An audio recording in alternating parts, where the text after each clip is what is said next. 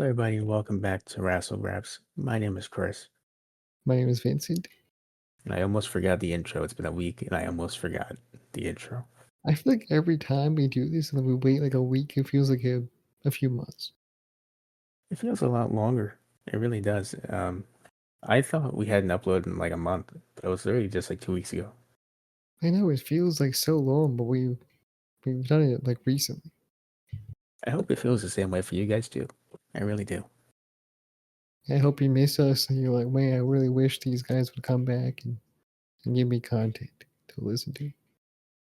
Yeah, well, we're doing that now. We just finished SummerSlam, guys.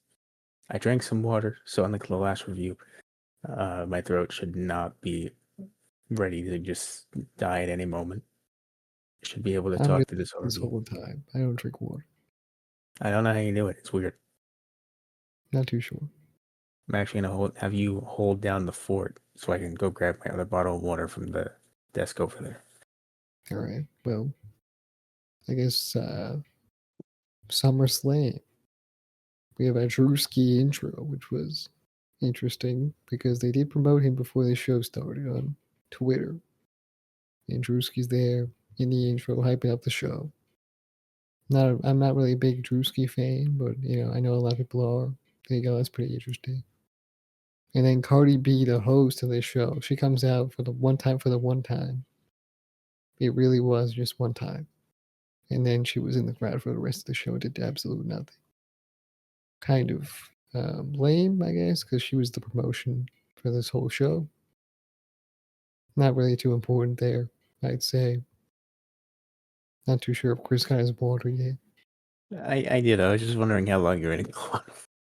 Okay. I was wondering how long it would keep going. So you're like, man, what the fuck? What's taking so long? Yeah. It was good. At least it was two good stalling points. It really was. I'm assuming you just talked about the Cardi B stuff and the Pledge of Allegiance. I talked about Drewski and I talked about Cardi B.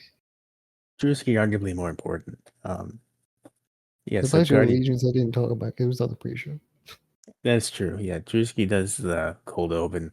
Now it's cold, and Cardi B comes out. Says, "Oh, do you like this person? Do you like that person?" Starts making some unintelligible noises. I don't know. Classic Cardi B stuff. She was just And hyping up the crowd. She was like, "Are you ready for the show? Ready for the show? I guess some of it was unintelligible noises, not even words. Are you ready for the show?" It was like that. Not even that. I did the best Cardi B impression I could do. Okay, Jesus Christ. Well, good effort, buddy. But it's That's not how going to she work. said. That's how it worked. That's how it was. So we get that, and I'm like, you know what? If that's all I have to deal with this weekend, fine, whatever. And then all of a sudden, they cut to Yeet Merchant. Good old Jey Uso. Main event quotation marks. Jey Uso. Mr. Yeet. Bro's going down the ring. He's going down out of the crowd. You can tell he's already winded.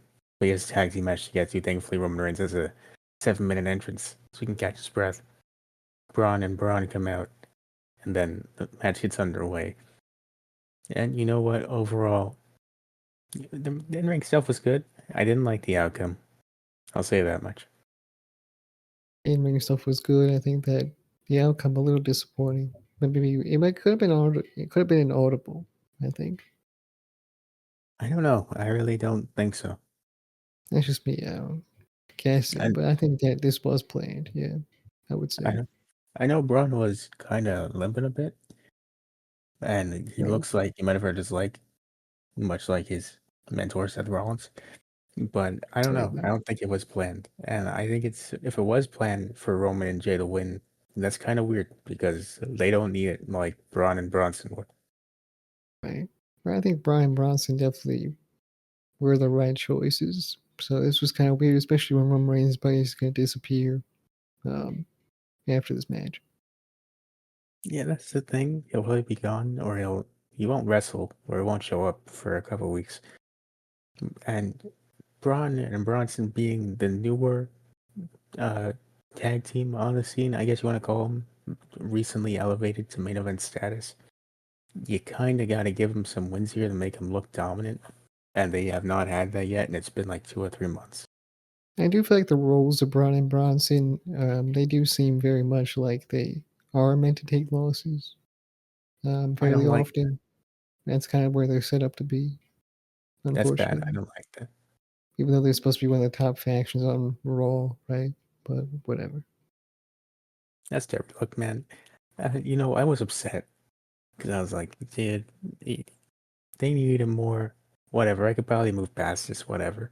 But then I go on Twitter and I find out that an absolute goober, Michael Hayes, produced this. And I said, that son of a bitch, he got us twice. Uberlicious. What is with this man and his insatiable love for Jey Uso being in the main event scene? What is his problem?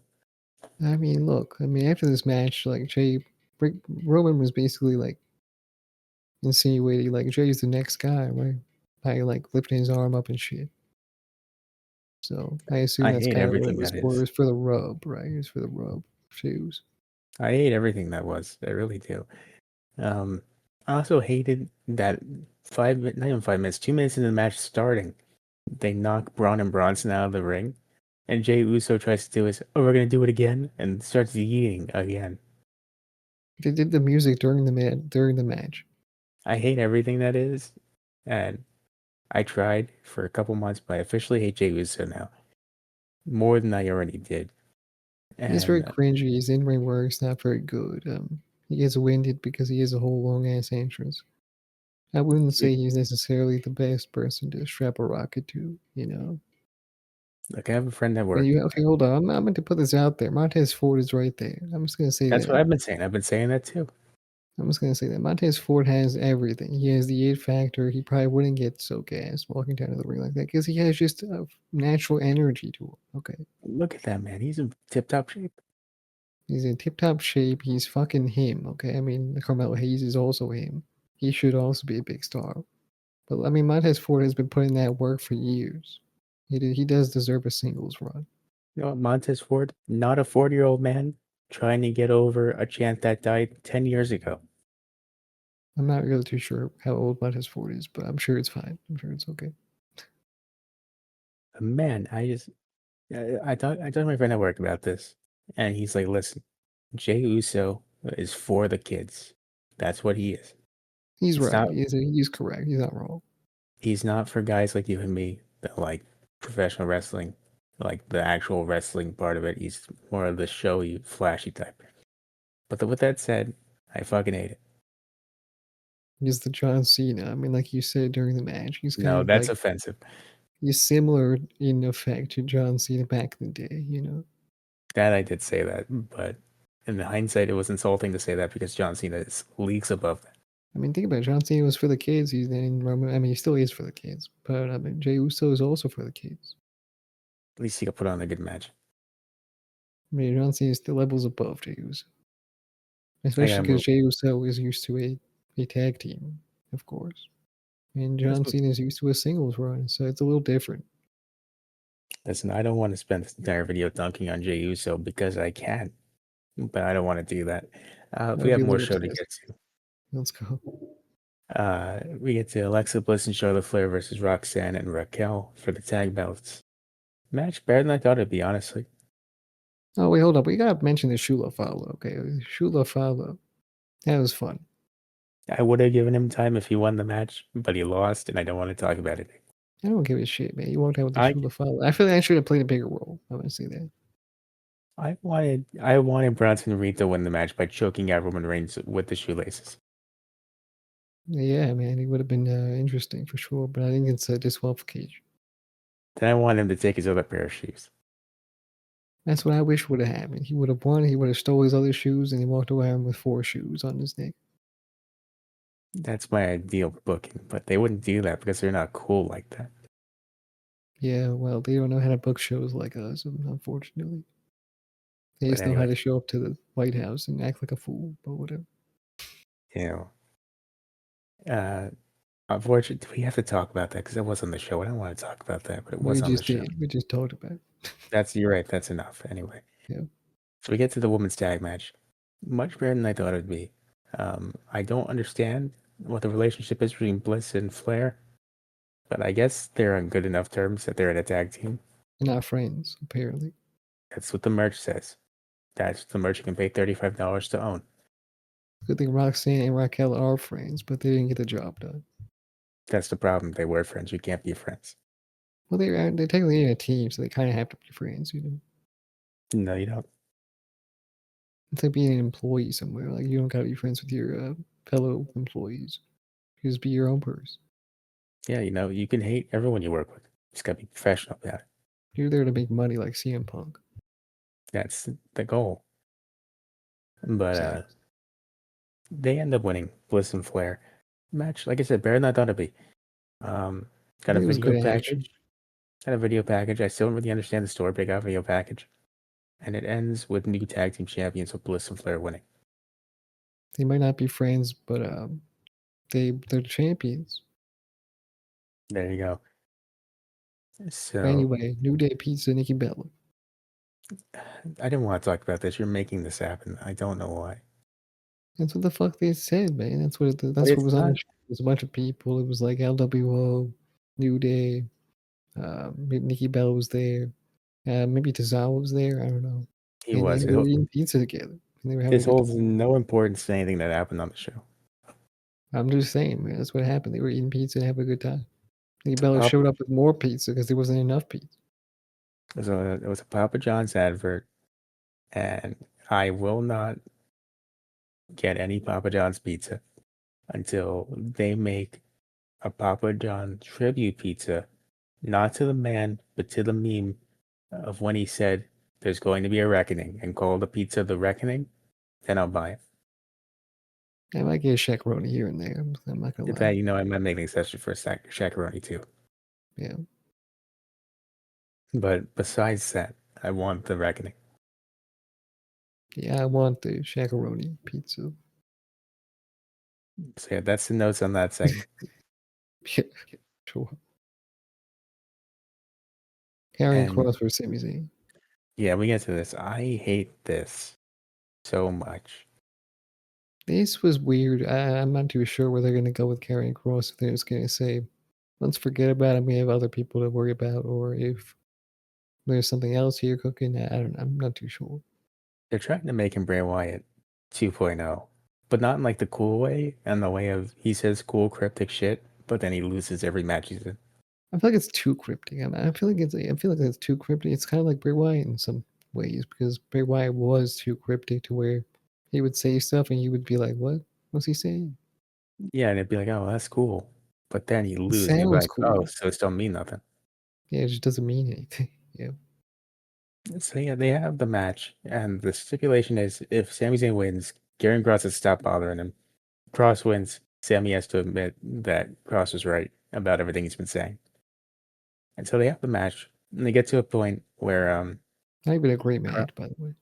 the match was good, and Cross gets downed, and then Scarlett goes to hand Sammy the pipe, the metal pipe that Cross has been using. She goes to hand him the pipe to prove that Sami Zayn, Try to when he pipe. gets angry, and if he gives into the rage, he will win and be more successful. Sami Zayn takes like 2 minutes to not do it, and he's like, "I'm not gonna do it." And this time, Cross doesn't attack him; he just kind of lets him do it. But then, when Cross does go to get him, he gets put in the corner, a Luva kick, and Sammy wins. Very predictable match, I'd say. It's a shitty ending. Bro did not need that win. Very predictable and very lackluster. I mean, in the finish. Because, I mean, not like there was no promo afterwards. They acknowledged at the end of this. I mean, there's no real like way to tell where this goes from here. Well, Besides it's that, it's over. ended for Sami Zayn, and now Karrion Cross either moves on to someone else, or he just fades away and classifies himself as obsolete. It's over. That's what happens. Sami Zayn goes, "It's over," and Cross goes, "Yeah, man, you beat my ass. It's over, bro. I'm done. I'm not doing this no more." That's what happened. Yeah, that's what happened. He said, "No more, no more, no more," and he walked away. Sami Zayn. I feel so bad for Sammy because he didn't ask to win this match. Like he's not politicking backstage, but at the same time, he is not beating the Sammy Hogan allegations. I actually don't. I don't care that he won this match. To be completely fair, but I do feel bad for Karrion Kross. I do This because is he did put in some work. He did put in some work. He got some fans behind him, and now it's kind of sad for him. This is actively damaging for Karrion Kross's character. Yeah, it's damaging to his character. Sami Zayn's will be just fine. He'll move on. He would have been just fine taking a loss. I don't know. I think they have big plans for this guy. I'm not too sure what they are. Yeah, I'm sure he does. But you can have the full circle moment where Sammy maybe goes to give into the rage, but it cost him, and he spirals a bit, and he comes back, and he wins gold, maybe at WrestleMania, and I you can think tell Sammy that story. really could do with a underdog sort of story being told. And I don't think there's any leeway for that to be told. Dude, it's just, Because that's where Sammy activate like that's where he activates everything. When he's an underdog and everyone's like behind him and he loses the match because he can't get it done. And that's where it has to be done. But I mean they're not playing they're not playing by those rules right now with him, which is confusing. I'm just saying, man, everything that Jey Uso has should be where Sami Zayn is right now. Yeah, that's exactly what I'm also thinking as well. I mean, there's a lot of people that could take Jey Uso's place, really. It's all about going full circle, back to the Jey Uso hate. You find a Well, way to give go me Trick back. Williams for God's That's sake. how you do it. But yeah, like, there's other ways to get Sami Zayn over without actively damaging other people, and they just missed the mark on this one. They don't really know. I feel like this was just kind of forced onto them. I feel like they didn't have any plans for Carrying Cross. Carrying Cross did whatever he did on that podcast. Got a little bit of buzz. They saw something in him, but not enough to like push him to that point. And now we're here because they just have to, you know. I And don't he's on the understand. pay per view, which is not a bad place to be, but it's not a very good ending for his little storyline. I don't understand. What is this thing? It was prevalent in the old regime. It's noticeable here. What is this thing with getting upset when someone gets over on their own? This is what you should want as a promoter for your talent to get naturally over. Why do you get mad when this happens and you're like, no, we got to kill it immediately?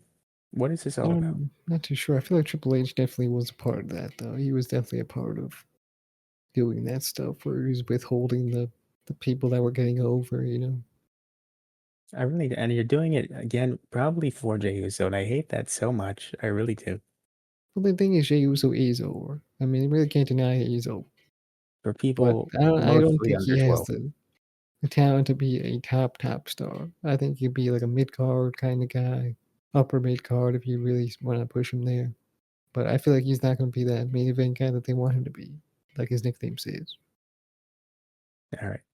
You know what? Just for the sake of making sure I don't do it, you're going to hold me to this. I will not mention Jey Uso again from this point forward the rest of the weekend, unless he shows up again.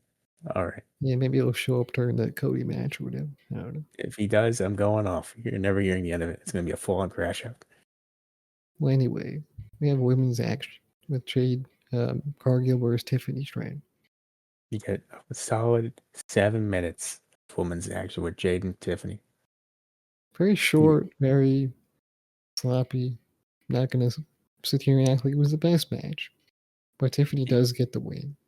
you can tell I was distracted of making my notes because my notes are Jade versus Cargill. Yeah, well, I mean, a little bit true, but a little bit wrong. So, yeah, it's a bit sloppy of a match. You have they try to do the spot where where Jade does to Jaded, but Tiffany's close to the rope, so she gets her foot on the ropes. But Jade noticeably puts her foot on the rope. Tiffany doesn't get it there. And you're like, oh, well, that's a bit sloppy. And then the match goes on, and Tiffany wins in like 7 minutes. Yeah, she was wonky as hell. Um, It wasn't very fluid. It was a bit clunky. and he did only go 7 minutes. So I'm not too sure if he got cut or not. Probably, maybe not. I'm not too sure. It did feel a little too short, a little too All I much. know is I timed it, man. I timed it, and it's a little over 7 minutes. We did predict the times for this match. I did 13 minutes personally. I said 16, so I was going for 15, but I was like, leave room for error. And I mean, 16 is too much. But I wouldn't have given that much time to them. But yeah. I wouldn't either, but they might. And I thought at least 10 minutes, right? At least 10. Not even 10 minutes. That's kind of crazy. It is. It really is nuts. But you know what? Made the show shorter. Who am I to complain? That's unfortunate for Jade. I feel like Jade could be a star. She has the talent. She has the fucking look to her. We've seen it in AEW that she was a star, so it's not like she can't be. But for some reason, something's not clicking for her in I think WWE. it was really it's that stretch of time after she lost in a very questionable fashion to Chris Statlander in AEW, when she debuted in WWE. Was that stretch of time where she's not really doing anything important or anything There at was like all? reports. They were like, "Oh, we're not too sure if she's cut out for the main roster. Like, she doesn't have the skills, isn't that?"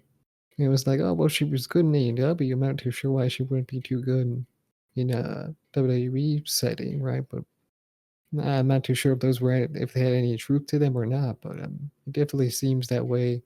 By the way they talk about her on the pre-show, they're like, she has to show us that she can prove herself in WWE and be a top player and this and that. It almost seems like they're leaning into it, and then she's kind of she's definitely wrestling a little sloppy. Look, I love her look and presentation. A short stint in NXT wouldn't have killed anybody. That's it. Yeah, a little bit. I mean, if anyone's going to be in NXT for a while, maybe Jade. I'm sorry, Jade, but maybe you could have done with some time there. It would have to be like a while, maybe a year. That Yeah, would have been years good enough, really. I'm sure that could have been good. just to work out the kinks. That wouldn't have hurt anybody. Right. I mean, but you have people in NXT that have been there for a long time. Talented wrestlers too. And they're there for a long time. They're just fleshing out their characters. They're getting better. You know, it's nothing And to scoff at or think is bad. It's good. no, there's nothing wrong with trying to get better at your craft. Nothing wrong with it at all. No, I mean, Mariah May's there right now, and she's doing something. She's doing stuff. And not too great, but whatever. Yeah, well, Tiffany retains. I'm sure at some point Jade will win, but that was not tonight. Yeah, Uh, exactly. Next up, we get to my least anticipated match of the weekend. Uh, Jelly Roll and Orton versus McIntyre and Paul. And Right. you know what? It happened. Jelly Roll comes out to not his own song. The best praise I can give this match is that Drew McIntyre did not eat the pin, and he picked up a win here. And Jelly Roll did sing voices like Randy Orton's theme song. Yep, he was there. But I mean, Jelly Roll he took some bumps, man. He took some crazy bumps. I will say. I respect the dedication. I respect that the dude, he lost like 200 pounds to do this. He got himself into better shape. He took some crazy bumps. He took the splash to the announce table. He was really doing his best out there. I respected it. Uh, but Bad Bunny is still the best celebrity wrestler out there. He is, man. He had aura. He had the it factor, right? Even in the ring, okay. Even in the ring, he was a good enough wrestler. No And one's I know what stopping you're it. thinking. I know what you're thinking. What about Logan Paul? However, however, his unlikableness and genuinely being a shitty human being disqualify him from being the best. So I don't know what to do. He's also kind of like a wrestler for real. So yeah. But yeah, so the match happens. My favorite thing about this whole thing is that the commentary team kept referring to him as Jelly on commentary. Jelly, Mr. Jelly, Mr. Roll. You could tell that they didn't know what to do with that. So this could Jelly is now doing this, and that was entertaining for me.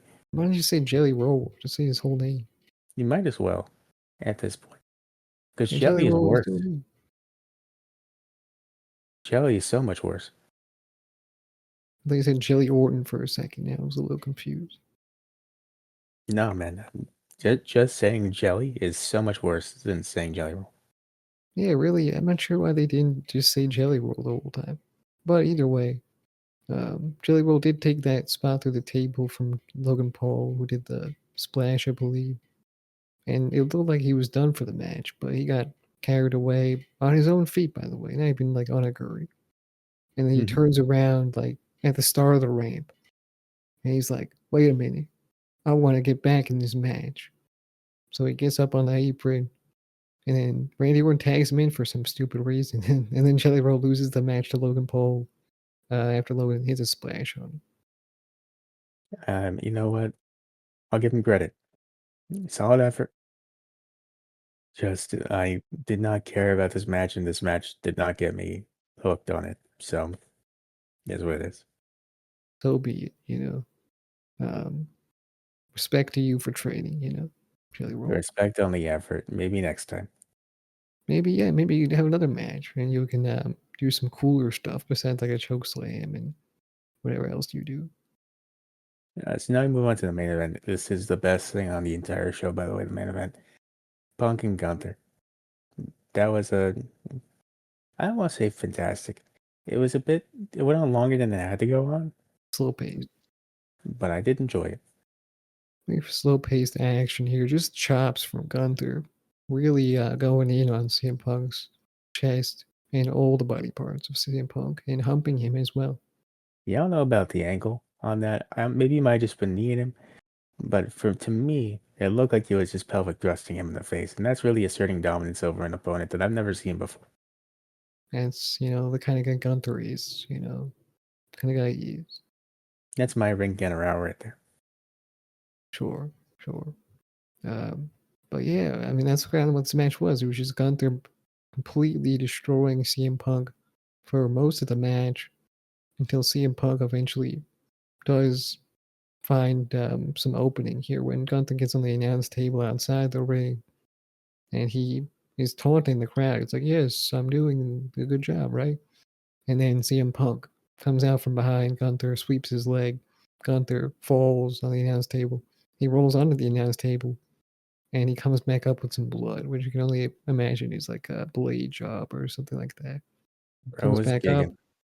and then Punk gets the upper hand on Gunther finally and hits the GTS, gets the win. Well, actually, there was a bit of a fight there. Wasn't Gunther like hitting him with a sleeper at that time as well? And Yeah, didn't they quite knock it in very well. had a little back and forth, but eventually two Before. GTSs and Punk does win the match.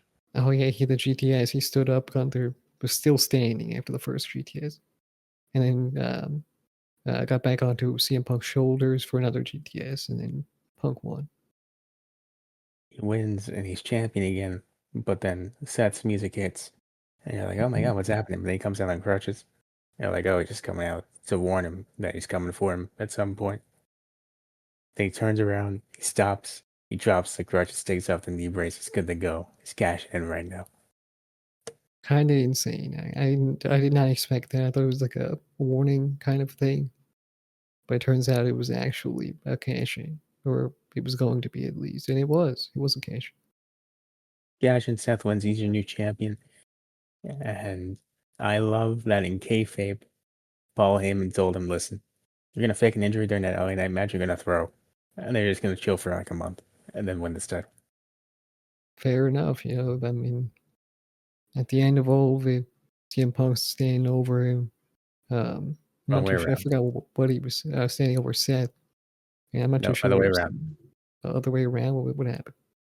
You said Punk was standing over him, and then you said standing over Seth. Oh, Seth Flip the standing verse. over Punk.